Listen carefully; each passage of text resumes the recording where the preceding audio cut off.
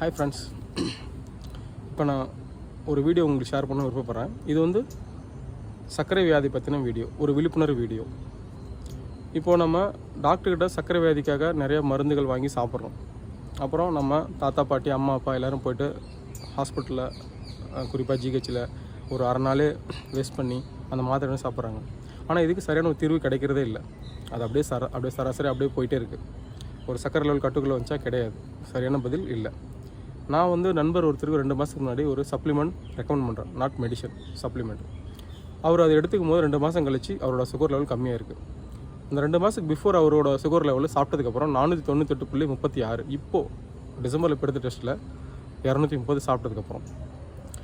இது நான் கொடுத்த அந்த சப்ளிமெண்ட் இயற்கையாகவே நம்ம உடம்புக்குள்ளே இருக்கிற அந்த கணையத்தை இன்சுலின் சுரக்க வச்சு உங்கள் சர்க்கரை லெவலில் கட்டுக்குள்ளே வச்சுக்கும். அந்த மாதிரி இருக்கும்போது ரொம்ப ஆரோக்கியமாகவும் இயற்கையாக நம்ம வந்து சுகரோட தாக்கத்துலேருந்து நம்மளை காப்பாற்றிக்கலாம். இதை பற்றின விழிப்புணர்வோடு இருங்க.